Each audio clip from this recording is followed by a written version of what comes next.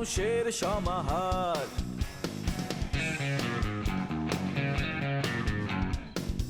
ভেতর আর বাহিরে চলছে উৎসব অপেক্ষার।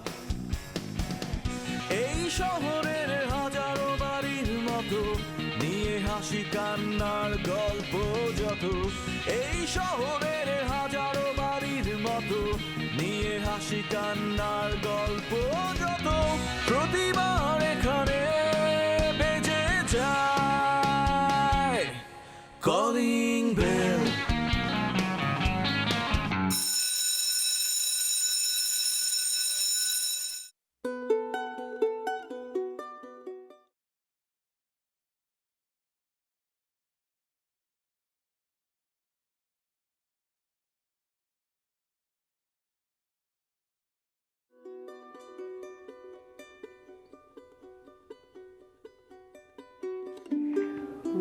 কি ব্যাপার, তুমি বাসায় এসেও ব্যবসার হিসাব কিতাব করতেছো কেন? কিছু তো করার নেই, কারণ আমি তো চাকরিজীবী না যে আমার রিটায়ারমেন্ট হবে আমি বাসায় এসে অবসর হয়ে বসে থাকবো। আমি করি ব্যবসা।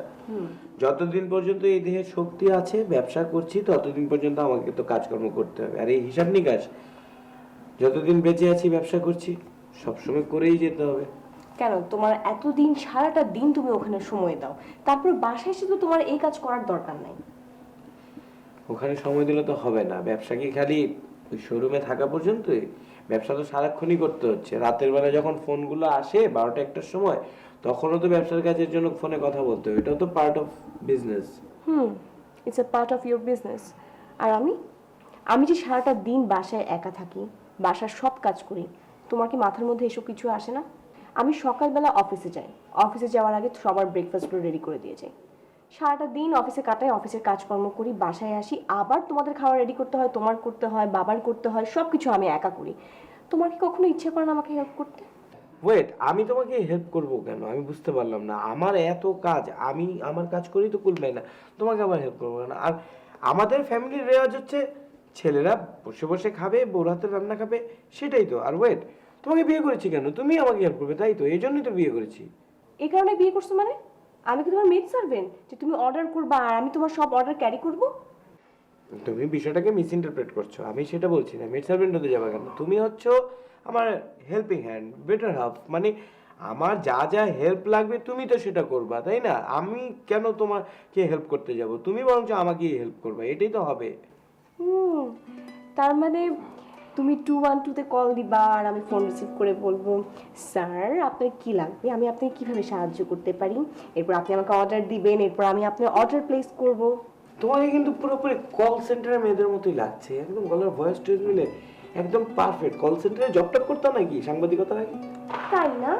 আর তুমি নিশ্চয়ই কল সেন্টারে যাতে না টাঙ্কি মারতে, তাই তো তোমার ওখানে মেয়েদেরকেও আমাকে একই মনে হচ্ছে তোমার। এক্সকিউজ মি, কল সেন্টারের মেয়েদের ভয়েস যতটাই সুন্দর, ওরা কিন্তু দেখতে ততটা সুন্দর হয় না, কারণ ওরা তো পর্দার আড়ালে থাকে, বুঝতে পারছো না? তোমার অবশ্য চেহারা অতটা সুন্দর না, ঠিকই আছে। মানে আমার তো কপাল যে তোমাকে আমার বিয়ে করতে হয়েছে। কেন, তোমার চোখগুলো কোথায় ছিল বিয়ের আগে? কল সেন্টারে, তাই না? ম্যাডাম, ওই যে আপনি যে কমপ্লেইনটা আমাকে করেছিলেন যে ওই যে আপনি বিদ্যুতিক যে সমস্যাটা ইলেকট্রিক্যাল আর কি, সেই সমস্যা কিন্তু আমি সমাধান করে দিয়েছি। এটা নিয়ে কোনো চিন্তা করবেন না। একটা সুইচ চাপ দিবেন, 10টা লাইট জ্বলবে, একদম ফকফকা মনে করেন। আর ওই যে সার যেটা বলছিল, মানে খাম্বাটা, মানে ইলেকট্রিক্যাল খাম্বা আর কি, সেই খাম্বাটা আমি চিন্তা করছি সরাই ওখানে একটা মোটা তাজা একটা খাম্বা লাগাই দেবো, যাতে মনে কোনো সমস্যা নাই। যত ফায়ার হোক, আগুন জ্বলুক, খাম্বা যাতে ঠিক থাকে। খাম্বা ঠিক থাকলে দুনিয়া ঠিক থাকবে। Thank you. মানে আপনি তো অল্প সময়ে এতগুলি কাজ সেরে ফেলেছেন। আচ্ছা, আমি আসলে আপনাকে আজকে ডেকেছি অন্য একটা কারণে, যে মানে আমার না ইমিডিয়েটলি একটা কাজের মানুষ লাগবে। মানে এই বাসায় এত নোংরা হয়, বাইরে থেকে এত ধুলাবালি আসে, আর মাত্র 2জন মানুষ হয়েও আমি সামলাতে পারছি না। আগে আমি যে বাসায় ছিলাম সে বাসায় অনেকগুলি মানুষ ছিল, কিন্তু আমার কাজ করতে কষ্ট হতো না, বাট এখন অনেক কষ্ট হচ্ছে। সো ইমিডিয়েটলি আমার একটা কাজের মানুষ লাগবে। ম্যাডাম, আপনি কি সব কাজ একাই করেন? মানে স্যার কি আপনার সাথে কিছু করেন না? না, ঠিক আছে, অবশ্যই কাজের মানুষ আপনি চেয়েছেন, এটা নিয়ে কোনো সমস্যা নয়। আমি আপনার মতন করেই একজন, মানে আমার মতন কম কথা বলার একটা মানুষ আনিয়ে দেবো। ম্যাডাম, ওই একটা কথা ছিল, এই মানুষটা কি ফুল টাইম নাকি হাফ টাইম? না না, অবশ্যই ফুল টাইম এখানেই থাকবে। ঠিক আছে, এটা কোনো বিষয় না। বিষয়টা হলো যে ম্যাডাম একটা কথা বলি, লোক তো দেয়া যায়, ওইটা নিজের দায়িত্বের মধ্যে পড়ে যায়। ওই যে কাজের লোকদের উপর যে একটা টর্চারিং ব্যাপার, ওটা ফ্যাশনেবল বিষয়টা দাঁড়াইছে না এখন। মনে করেন ওই আপনি কপি চাইলেন, ও শুনছে চা আইলো, একটা ঠাস করে থাপড় মারলেন, 2টা দাঁত পড়ে গেল ঘর ঘরে। এইসব মারধর চলবে না আর কি।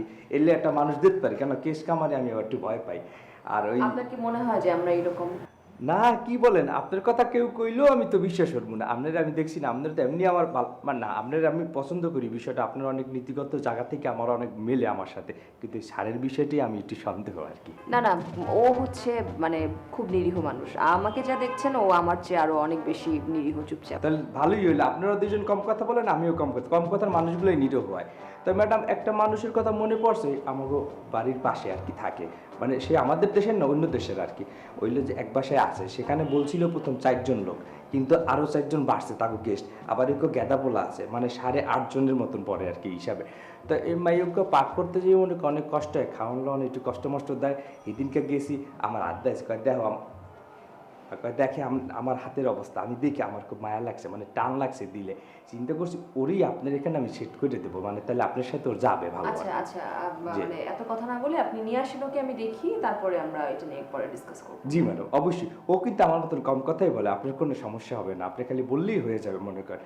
আসলে হচ্ছে কি ম্যাডাম, কথা বলার একটা অন্যরকম, কথা মানুষ না বলতে পারলে কথা দিয়ে কথা মানুষের মন জয় আমার করতে না বাসায় অনেক কাজ আছে, জি কাজ ম্যাডাম, তো এখনো শেষ হয়নি, আমাকে উঠতে হবে। জি। আপনি যান, আপনি নিয়ে আসেন। ঠিক আছে ম্যাডাম, তাহলে আসসালামু আলাইকুম।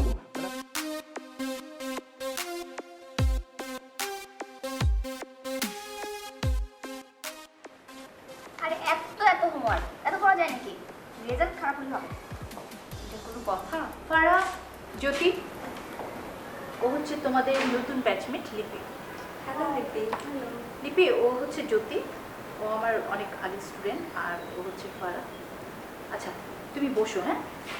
আর এই যে তোমরা সারাক্ষণ শুধু গল্প করো না, আগের ক্লাসের পড়াগুলো পড়েছো? ম্যাম আমি করেছি, ও করেনি। ঠিক আছে, আমি একটু ফ্রেশ হয়ে আসি, তারপর দেখবো কে করেছে কে করে না। আচ্ছা লিপি, থাকো, হ্যাঁ?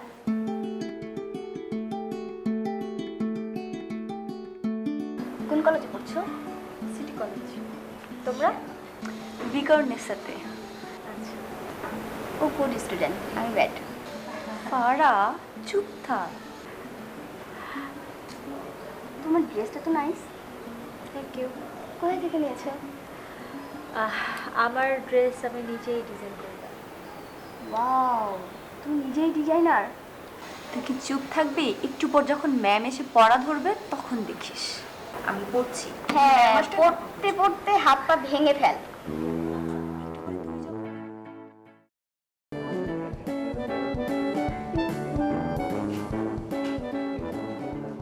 এই কি ব্যাপার? হ্যাঁ, তুই দুটো খাওয়ার জন্য কখন থেকে ডাকতেছি? এই পড়লে হবে, খাওয়া লাগবে না? দেখো মা, সামনে আমাদের পরীক্ষা, ডিস্টার্ব করো না। এই চ্যাপ্টারটা শেষ করে দেন আমরা খেতে বসবো। আর যদি ভাবি শুনে যে আমরা এটা না শেষ করে খেতে বসছি, তাহলে কিন্তু ভাবি অনেক রাগ করবে। যেমন বৌমা তেমন তোরা, এই না খেয়ে সারাদিন পড়লে হয়? দেখো মা, ভাবি না কোনো বাজে কথা বলবা না।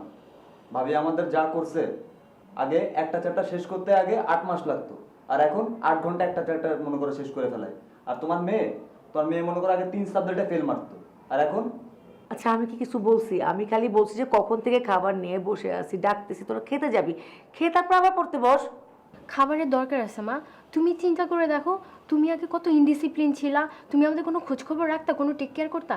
এই ভাবি আসার পর সব কিছু একটা ডিসিপ্লিন চলে আসছে। আর তুমি কি করতা? আমরা যখন পড়তে বসতাম আমাদেরকে ডাইকা নিয়ে আরো সিরিয়াল দেখাইতা।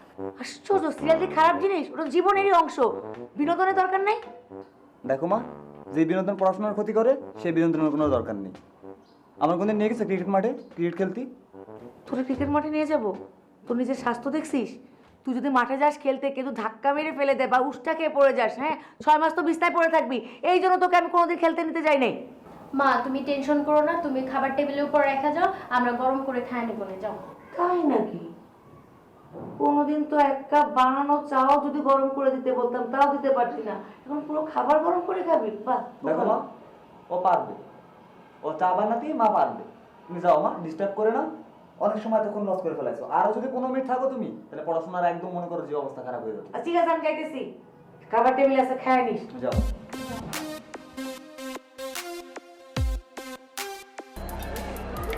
আমারে কই নিয়ে যাইতাছে? তোমার আমি কই নিয়ে যাই মানে?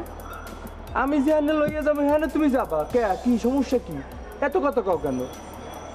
না আমি নাটক সিনেমায় এরকম মেলা দেখছি, এই এরকম গ্রাম থেকে কামের কথা বইলা মাইয়া মানুষ নিয়ে এসে তারপর বিক্রি করে দেয়। আপনার মতলব? এটা তুমি কি বললা আমারে? দেখো আমি কিন্তু একটা শিক্ষিত ছেলে, আমি শুদ্ধ ভাষায় কথা বলি। আমি কিন্তু 8-10টা ছেলেদের মতো না। আমি কিন্তু তাগো মতন ওই যে 4-5টা ভাষা মিলিয়ে কথা বললে কিছুই বুঝি না এই টাইপের আমি ছেলে না। তোমার আমি কেন আনছি, কিসের জন্য আনছি সেটা তোমার বুঝতে হবে। হ্যাঁ, তুমি দূরে দূরে থাকবা সেটা তো আমার ভালো লাগবে না। তোমারে আনছি যে তুমি কাছাকাছি থাকবা, তাই না? তোমার চোখে চোখে রাখবো। একটা মানে বিষয়টা হলো যে সুখ দুঃখ শেয়ার করবো, তুমি আমারে দেখবো আমি তোমারে দেখবো, ভালো মন্দর একটা ব্যাপার আছে না? আমি তো তোমারে পছন্দ করি, সে বিষয়টার জন্য আনছি আর কি। আমি মানুষের কাছে শুনছি ওই ভালোবাসার কথা বইলা মানুষ এরকম নিয়ে আইসা বিক্রি করে দেয় টাকার জন্য। আর তার উপর থেকে আমি তো একটু দেখতে সুন্দরও আছি। ওরে পাগল, শোনো তুমি তো অবশ্যই সুন্দর। তুমি সুন্দর না হইলে কি তোমার আমার এত ভালো লাগে? শোনো, চাঁদ কিন্তু বাঁকা কিন্তু তোমার নাক কিন্তু সোজা। তোমার নাক অনেক সুন্দর, তুমিও অনেক সুন্দর। কালে কচু পাতার উপরে পানি পড়লে টলটল হরে না, তুমি এই চাইলে তোমার চোখ দুইটা এরম এরম হরে, টলটল হরে, এদিক ওদিক লড়ে খালি। মনে করো একটু টেরা, না টেরা না, লক্ষ্মী টেরা, লক্ষ্মী টেরা। লক্ষ্মী টেরা আমার ভালোই লাগে, এরম এরম করে চায় শব্দ হয় এক লাগে, ভালো। বিষয়টা অনেক সুন্দর। মানে কি ওই তুমি থাকবা, এই কাছাকাছি থাকবো, সুখ দুঃখ শেয়ার করবো। মানে তুমি আমার প্রিয়তম না, মানে ভালোবাসি তো। তুমি হলে আমার বইয়ের অর্ধেক, মানে কলজা, মানে অর্ধেক আর কি। এই এসব কথা তো আর আমি বলি নাই, তাই না? ওই আমি শুনছি এই জন্যে বলছি। আর আপনারও তো আমার ভালো লাগে, আপনারে অনেক বিশ্বাস করি দেখে তো আপনার সাথে আসছি এত বড় শহরে। ওরে আল্লাহ রে, তুমি কি কইলা? আমারে তোমার ভাল লাগে? এই জীবনে প্রথম কোনো মাইয়ে মরে কইলে হ্যার বলে ভাল লাগে। বইয়ের মধ্যে যেমন কেমন লাগতেছে, আন্ধার করে জোনাকি পোকা জ্বলতেছে।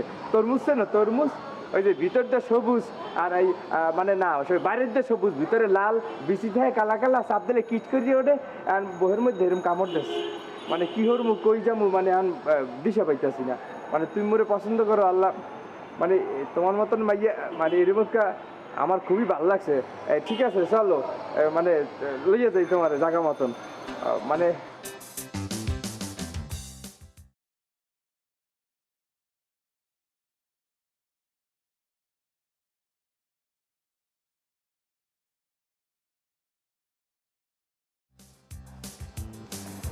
আসসালামু আলাইকুম ম্যাডাম। ওই আপনি যে বলছিলেন না যে একটা শান্তশিষ্ট ভদ্র গ্রামের মানে কুমড়ো ফুল টাইপের একটা মাইয়া আইনা দিতে, মানে যা আপনি কইবেন এই শুনে ওই রকম একটা মাইয়া আইনা দিছি। মনে করেন ওই যে এই মনে করেন আপনার কথা রবট দেবেন, সালাম দাও। আপা আসসালামু আলাইকুম। ওয়ালাইকুম সালাম। কি নাম তোমার? আপা আমার নাম শবনম। আপা আপা আমার আরেকটা নাম আছে তৃপ্তি। ওই হয়েছিল কি জন্মের পরে না আব্বা আম্মা আমার চেহারাটা দেখে তৃপ্তি পাইছিল, বুঝছেন আপা, পরে নাম রাখছে তৃপ্তি। কিন্তু হয়েছে কি ওই মাইন্ড না তৃপ্তি করে ঠিক মতো ডাকতে পারে না, কেউ ডাকে টিপ্তি, কেউ ডাকে টিপ্তি, কি কি জানি কয় আপা, বুঝছেন? তো এই জন্য পরে আমার আম্মা না ওই যে নায়িকা ছিল না শবনম, বলে যে আমার চেহারা নাকি দেখতে নায়িকা শবনমের মতো, এই জন্য পরে আপনার নাম রাখছে শবনম।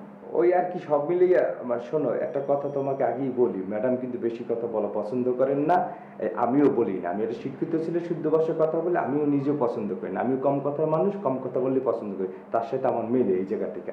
তো ম্যাডাম সালামালাইকুম স্যার। যে স্যার ওই যে মানে একটা মেয়ের কথা বলছিল তো ম্যাডাম, ওই তাকে আমি নিয়ে আসছি স্যার গ্রাম থেকে। মনে করেন সেরকম দেখে আমি মনে করেন অনেক জায়গায় দেখে এরকম একটা মেয়ে নিয়ে আসছি, ওই মোমের মতো নয় স্যার, আপনি ধরে দেখতে পারেন, মানে আপনি ফুদিলি নিবে যাবে যখন যা বলবেন সেটাই। মনে করেন আমার মতো আর কি, বেশি কথা সেও বলে না, যেরকম আমি বেশি কথা পছন্দ করি না। আচ্ছা শোনেন না, আপনি না অনেক বেশি কথা বলছেন, একটু কম কথা বলবেন প্লিজ। না ম্যাডাম ঠিক আছে, মনে করেন আমি বেশি কথা নিজে বলি না, পছন্দ করি না, আমি সেটাই ওকে বুঝিয়ে বল। ম্যাডাম কিন্তু বেশি কথা বলা পছন্দ করে না, একদম কম কথা বলবা, যা বলবে তাই বলবে। হ্যাঁ আপনি যান, জি যান, আমি পরে ডাক দিব। জি থ্যাংক ইউ স্যার। আসসালামু আলাইকুম। তাহলে আসি, আমার ফোন দিবেন যদি প্রয়োজন মনে করেন। ঠিক আছে স্যার, ইনশাআল্লাহ। জি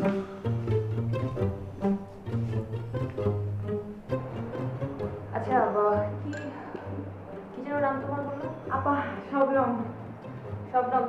কাজ পারো, রান্না বান্না পারো কিছু? ওটা কি অবস্থা বলো তো?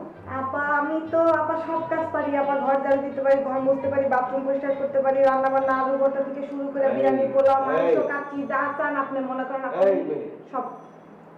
তুমি কি ওর মধ্যে কম কথা বলো?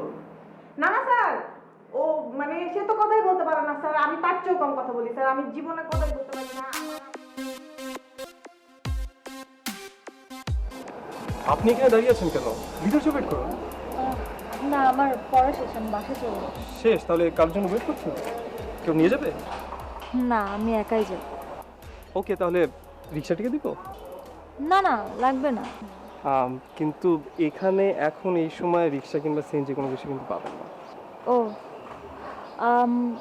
আচ্ছা আপনি কি একটু বলতে পারবেন কোন দিকে গেলে রিক্সা পাবো? শিওর, ওই সামনে ওই মোড়টাতে। Okay thank you. মানে আমি কি এগিয়ে দেবো? না লাগবে না, আমি পারবো।